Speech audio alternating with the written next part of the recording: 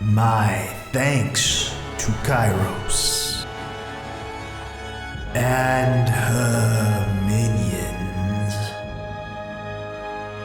Spoilers within.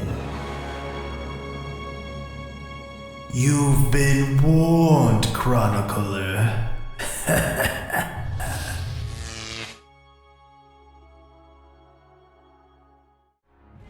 Hello, I am Mal, and welcome back to my ongoing coverage of the role-playing game Tyranny. In this episode, we're going to do two things. We're going to discuss the Fatebinders and exactly what is a Fatebinder. And the second thing we're going to do is go through the prologue section of the story and consider it to be half of, or at least part of, the character creation process. So we'll start off with discussing what's a Fatebinder, and then we'll get into some actual gameplay decisions with the prologue. So what is a Fatebinder? A Fatebinder serves a key role in Kyros' empire. While the Overlord's rule is absolute, the empire is just simply too large for Kyros to directly control everyone. Instead, Kyros grants limited authority over different parts of the empire to the Archons. Some Archons are governors of provinces or military districts. Others control important groups like armies, mage guilds, or specialized agents like the Fatebinders themselves. Each Archon is granted limited autonomy over the area of control. As long as they serve Kyros' goals and don't break any of the Overlord's laws, Kyros permits the Archons to rule the armies and provinces in a manner of their choosing. Because of this, the Archons and groups they control will often clash with one another. The Fatebinders were created by Tyranny the Adjudicator, Archon of Justice, to solve these problems. As a Fatebinder and servant of Tyranny, it's our duty to resolve disputes that arise between the different armies and mage guilds. You decide that those actions are best in line with Kyros' laws, mediate where you can, and order punishments, even executions, when required. Any citizen in Kyros' empire can appeal to a Fatebinder for judgment, even if the problem doesn't involve dispute between factions. Doing so is dangerous, as a Fatebinder's judgment cannot be appealed, and some binders deal harshly with those who bother them for trivial complaints. Laws of Kyros.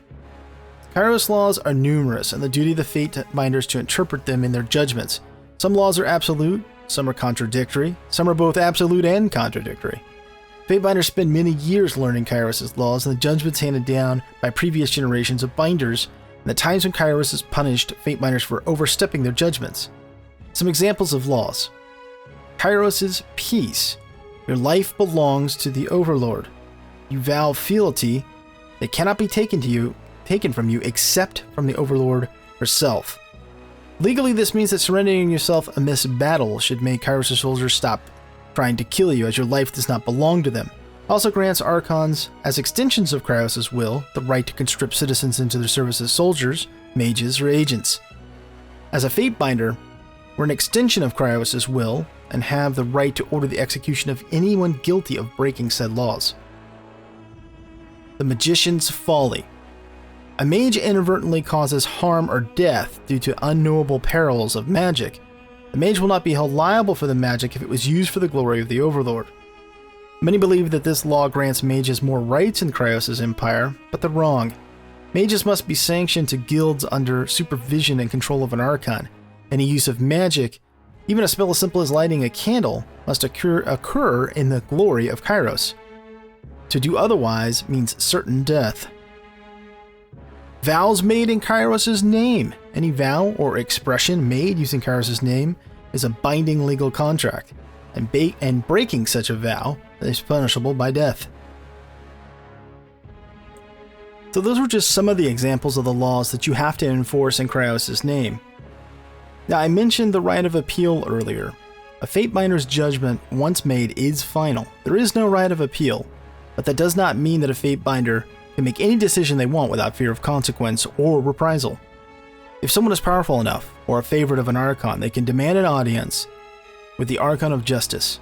Tyranny will never completely overrule a Fatebinder's decision. However, if Tyranny decides that a binder has stepped beyond his or her limits of Kyros' law, he will order their immediate execution. As the Adjudicator and Archon of Justice, Tyranny, the eldest of the Archons in service to Kyros, has served the Overlord for over 400 years. Though legend tells of many Archons of Justice in the years before Kyros' ascension, none have been born to challenge Tunan's claim to the title in the past centuries. Tunan is a cold and dispassionate figure, devoid of emotion and sentiment. All that moves him is his devotion to Kyros' law. His true face is hidden behind a metal mask, his face of judgment, so that none can see his expression or determine his feelings about a case before him. The full extent of Tunan's powers is unknown. What is known is that all other Archons, beings of immense power in their own right, fear his judgment almost as much as they fear the Overlord's displeasure. This gives you some basic idea behind what it is to be a Fatebinder. You're both judge and jury, and at times executioner, as you walk through the tiers to try to establish yourself and to carry out your mission. In this case, we're delivering an edict from Kyros to 2 standing armies in the area of the lower tiers. We'll dispense justice along the way. Now let's go ahead and jump into the prologue, which will create the backstory for our character. See you in just a second. All the world has fallen to Kyros, and now the Overlord's eye is on the tiers, our home. The last corner of the world free of Kyros' reign. 2 armies, the Disfavored and the Scarlet Chorus, march south from the Northern Empire, the last realm to fall to Kyros a century prior. In the early days of 428, Kyros' armies arrive at the Gates of Judgment, the mountainous border that we Tiersmen so long believed unassailable. Unable to agree on a unified plan of defense, the various leaders of the tiers sit and wait for each other to deal with the conquerors, until it's too late.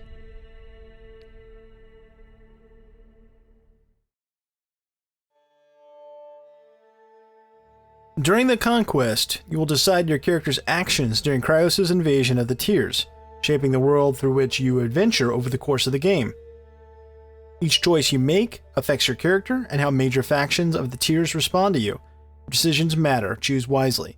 This is one of the most interesting things about Tyranny for me. This prologue is essentially half of the character creation. I guess if you want to look at it that way, it is optional. But it's really interesting to make these choices and then see how they play out in the game, because as it's saying, it'll shape the way that major factions respond to you. And I certainly encountered that. Even very early in the game, you start to see signs of that. People will reference things, actions that you've taken by making selections during this prologue Conquest. So let's get to it.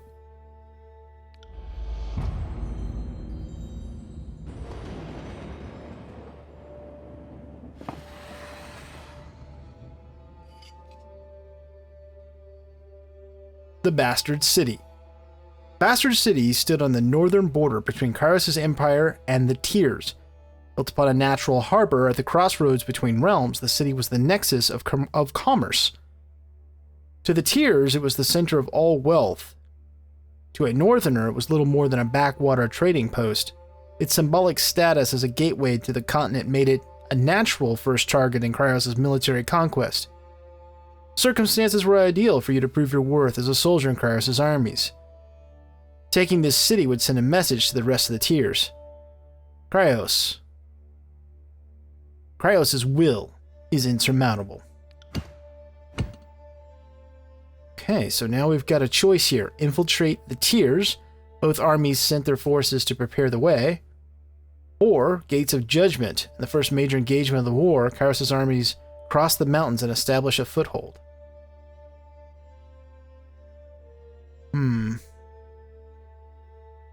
Let's infiltrate the tiers.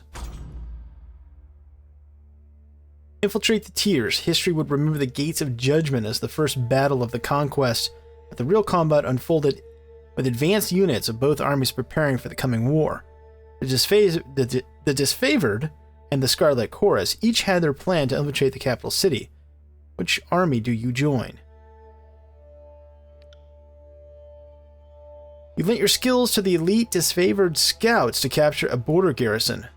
Raven Ash insisted that early victory in offense would boost the morale of his troops and dismay the haunting confidence of the Southerners. He joined the Scarlet Chorus as they raided villages and small towns, conscripting every able-bodied man and woman into the army. The voices of Narat emphasized the rewards of conscription and enslavement over the wanton bloodshed. Apparently his soldiers needed the reminder. Let's go with the disfavored scouts. The Oathbound scouts identified a modest border defense and collaborated on their organized attack that would leave the enemy uncoordinated and cut off from aid. They oversaw the preparations and offered your opinions on the strategy. When the clashing of the swords and spears fell to silence, followed by the cheering of disfavored scouts, you were the least surprised.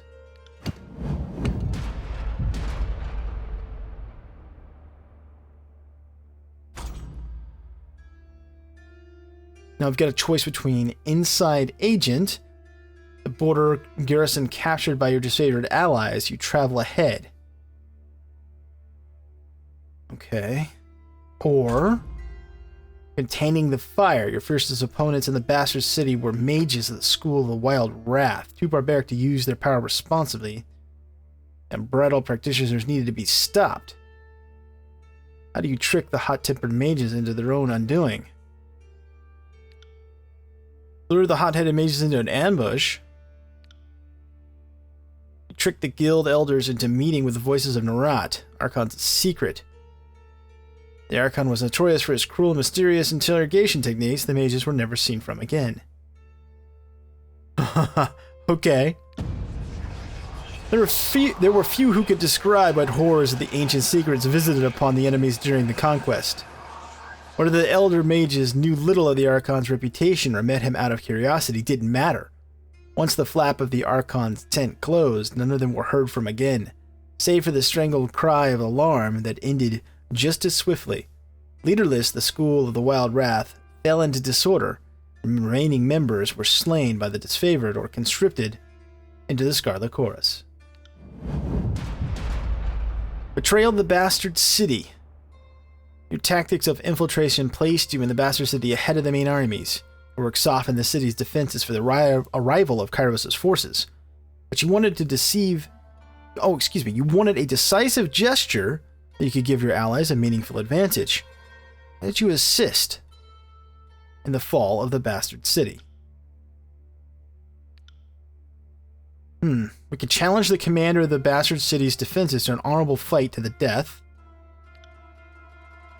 Spreading the word of Kyros, you convert the poor and disaffected into the hidden army of the Scarlet Chorus. Or keeping to the shadows, you eliminate the leaders of the Bastard City one by one. And we pick up an ability based on this choice. So we can get Warrior's Respite, minus 50 damage for 12 seconds, 15% heal every 3 seconds for 12 seconds. Searing Palm, gathering heat onto your hands, released onto a foe. The target ignites in flames, burning over time. Concealing Shadows. Create a cloud of obscuring shadows and dust for short duration. Enemies that use physical attacks against you have a significantly increased chance to miss. During this time, your attacks will also be less effective. Okay, I kind of like that. Let's grab that. Some deaths were quiet and unnoticed, while others were gruesome beyond words. As a wave of murder overtook the city's elite, your deeds swelled in infamy. Well before the armies arrived, no one in the Bastard City felt safe in their homes, much less behind their walls. The time Kyros' forces crested the horizon, the city was fearful enough to throw open the gates and welcome their new protectors.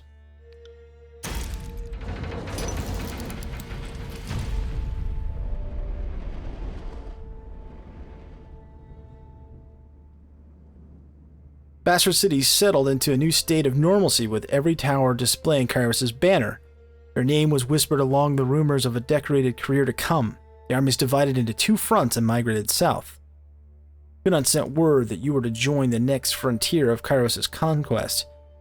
either as a judge and overseer of the settlement of Leethin's Crossing, or as a war advisor for the armies advancing to the realm of Apex.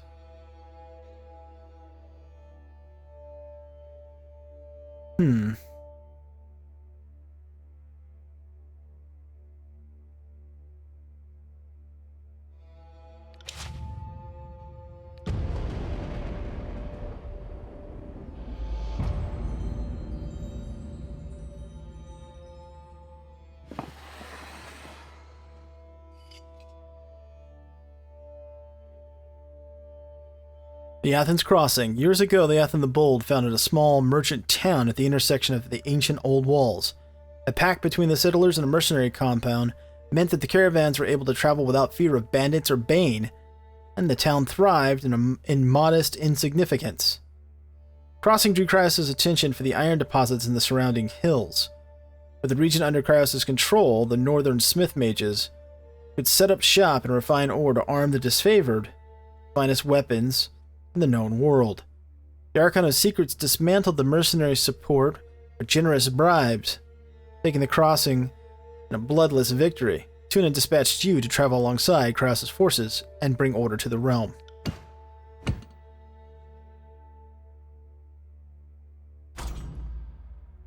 Cult of Siren. Siren, Archon of Song, used her arcane charms to lure the locals joining Kyros' army as patronesses of the Scarlet Chorus. Her efforts were critical to the conscription of new recruits. When an enthralled, disfavored soldier joined her cult, the company feared that the Archon was growing out of control and needed to be stopped. Or, the iron must flow. Kyros' smith mages worked day and night to create weapons. No one faltered their dedication. Production was low. Plans came that the light provided decisively the disfavored and the Scarlet Chorus. On the other hand, any additional manpower was needed for fighters, not forges. On the other hand, the celebrated weaponry of the Kyros' armies needed to be fiercely guarded. You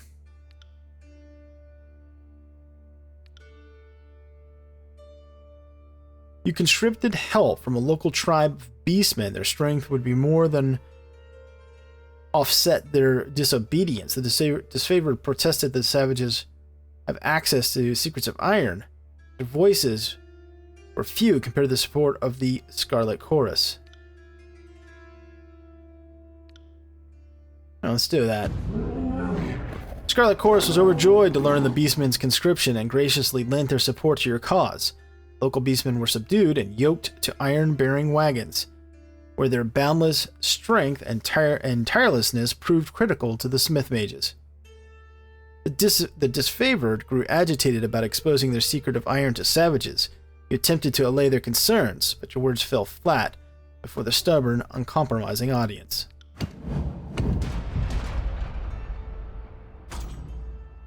Pick of the Armory. Since you aided in the production of the weapons, commanders of both armies lobbied for additional arms. They offered a small manner of bribes, the next in line fitting session with the masters of the forge. How do you sate the lust for iron? Or, Guardians do. Kyros' army used Leethin's Crossing as a reprieve from the war. The city grew once more crowded. A mercenary army hired by the Archon of Secrets occupied the barracks, where they drained resources and escalated tensions. The disfavored wanted nothing to do with the sellswords. Scarlet Chorus sought to invite them into the fold.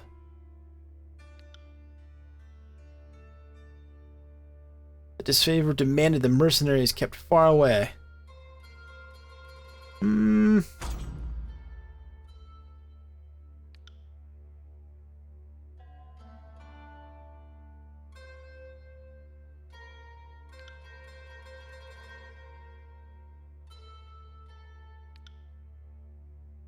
You allowed no change to the orderly dispensation of iron and punished those who tried to bribe you twice. Yeah, let's not favor either one.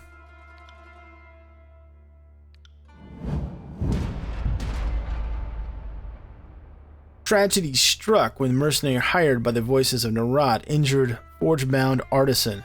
Leaving him unable to practice his craft, Tunin ordered the mercenaries to leave the city in the hands of Kyros or responsible servants. Only a token garrison could be left behind while the armies returned to the fort, as the disfavored, and the Scarlet Chorus showed increasing tension and hostility towards each other. Gunnar decreed it would be best only one force controlling the crossing. Probably better to have the disfavored do that. The disfavored placed a modest garrison in the settlement of Lethen's Crossing. Though the force was larger than might be needed to police the small settlement, protecting the forge-bound ironsmiths became a true agenda of the defense force, as these magical craftsmen kept the disfavored invasion force suited in iron. Relieved at the departure of the Scarlet Chorus, the citizens of Lethen's Crossing felt they got the least of the two burdens. You received word from Graven Ash thanking you for your decision. The Forgebound and their weaponry could not be entrusted to the voices of Narat.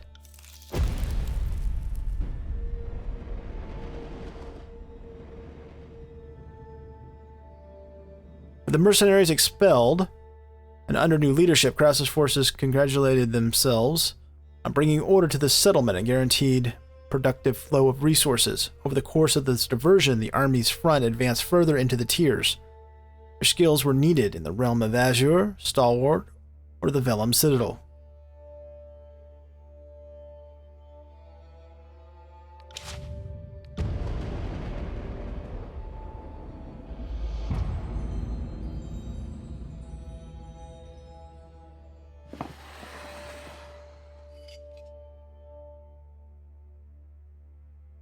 The realm of Stalwart is best known for its proud army, disciplined, courageous, undefeated in their home soil.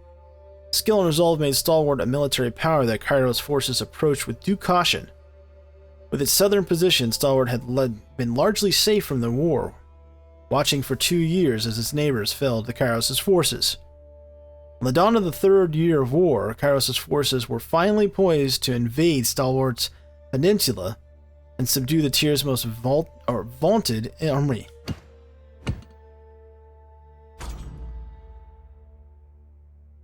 Stalwart defenders earned their crops as they retreated, or contentious setback. After defeats at the hand of the enemy defenders, Scarlet Chorus accused the disfavored of recklessness. Disfavored claimed the Scarlet Chorus brought too few soldiers to cover their flanks. Both armies refused to march until you give a ruling.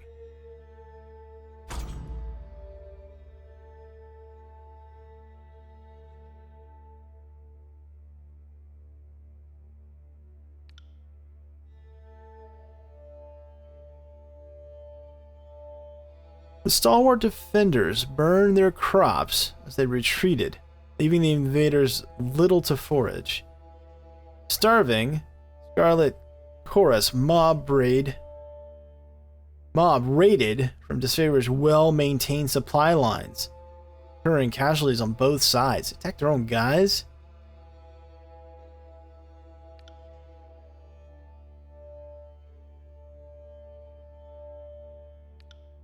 You order that the thieving Scarlet Chorus soldiers be spiked for their affront. By your command, the disfavored shared their provisions. The thieves each lost a hand for their treachery. That seems reasonable. Scarlet Chorus commanders argue that the horde was starving. Being the largest of Kyros' armies, they were also the least provisioned. The men were wrong to steal, but the disfavored were equally wrong to withhold supplies from their allies. To agree with the chorus's version of events and order that disfavored supplies be shared, the thieves themselves would be punished with the loss of a hand and returned to the front lines. The disfavored found this a sickening aberration of justice, surrendering their supplies with grudging acceptance. Well, accept it! Too bad you don't like it.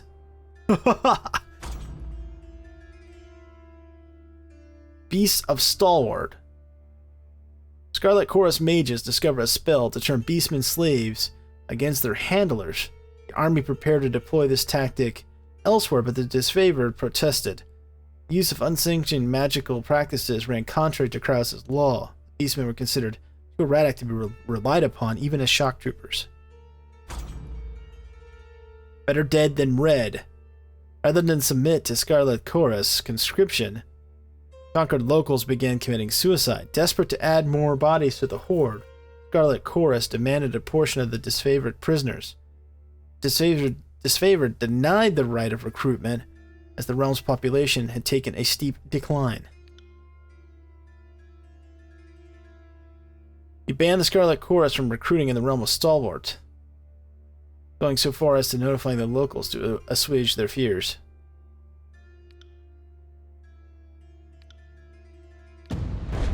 He agreed with the disfavored arguments.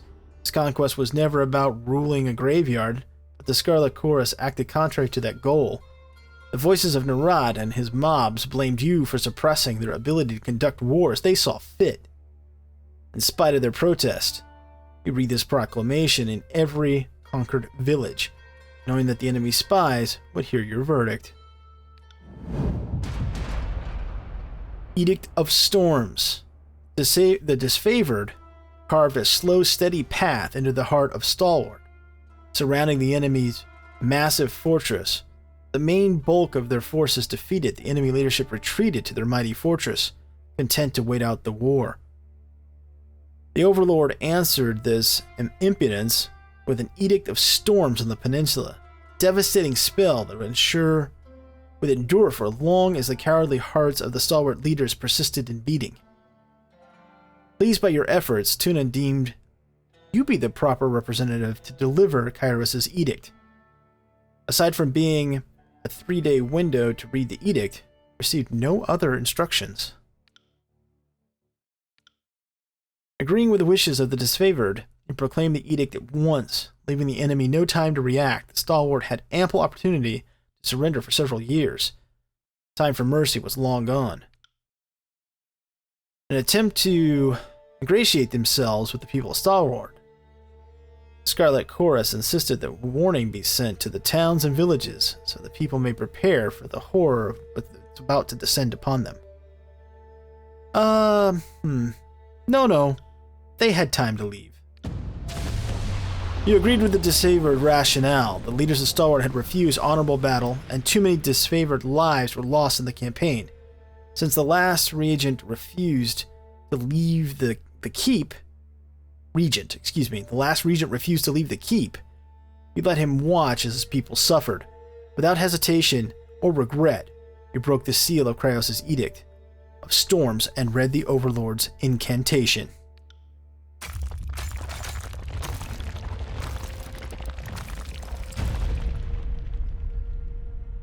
Edict of Storms. Clear skies darkened as you read the final words of the edict. A flurry of wind and rain whipped through the rolling plains, craggy canyons, turning rocks, uprooting trees, and hapless soldiers into hazardous shrapnel. Armed with a measure of foresight, you were able to remove yourself from the area before the storms grew more violent. Over time, nearby communities told of cyclones consisting of thousands of soldiers' worth of limbs, spears, armor, and skulls. What's more, the weather showed no sign of dissipating. Several units of disfavored who had fought the enemy in spite of the advancing storm were caught up in the Overlord's magic. A few survivors regrouped and nursed their wounds. Their failure to topple the Stalwart's legion shamed them into believing the dead more fortunate. The name Stalwart fell from use, took to calling it the Blade Grave. For the remade landscape, festooned with iron and bronze ornaments, two once great legions. As Kyros' forces departed, you spared a glance back at the ruins of Stalwart, marveling at your work. Didn't have long to rest before Tunan called you into service once more.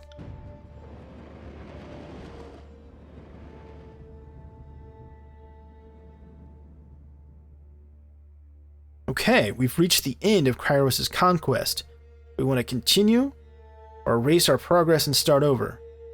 Well, we will continue, but what's going to be next will be our character creation episode.